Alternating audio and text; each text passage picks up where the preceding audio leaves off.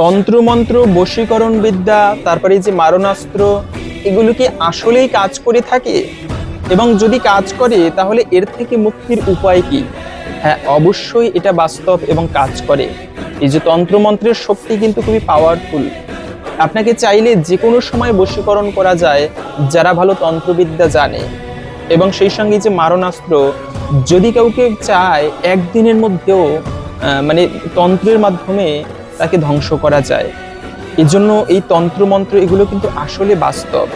কালো জাদু, তবে এর থেকে মুক্তির উপায় কি?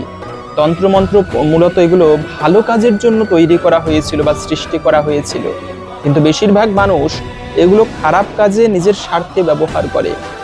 এর থেকে মুক্তির জন্য যদি কেউ আপনার উপরে তন্ত্রবিদ্যা প্রয়োগ করে মনে করে থাকেন, সেক্ষেত্রে প্রতিদিন আপনি আপনার ইষ্টদেবের অথবা গুরুদেবের দেওয়া যে মন্ত্র, সেই মন্ত্র প্রতিদিন বিশেষ নিষ্ঠার সহিত জপ করবেন। এটা হচ্ছে সর্বপ্রথম। কেন?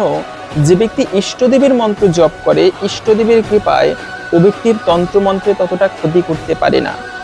দ্বিতীয়ত হচ্ছে, আপনি প্রতিদিন সেই ভগবানের চরণামৃত গ্রহণ করবেন। এই চরণামৃত গ্রহণ করলেও তান্ত্রিক প্রভাব, ভক্তি জীবনের যে অঙ্গগুলো, বিশেষ করে ইষ্টদেবের মন্ত্র জপ, চরণামৃত গ্রহণ করা, প্রতিদিন ভক্তি ভরে পান করলে এর ফলে সেই তন্ত্রমন্ত্রের প্রভাব একটা শক্তিশালী বর্ম, অদৃশ্য রক্ষা কবচ তৈরি হয় সেই ব্যক্তির প্রতি। সহজে তার কোনো ক্ষতি করতে পারে না। তার থেকেও সব থেকে গুরুত্বপূর্ণ বিষয়, আপনি প্রতিদিন নৃসিংহদেবের চরণে তুলসী পত্র নিবেদন করতে পারেন এবং কবচ, নৃসিংহ কবচ পাঠ করতে পারেন।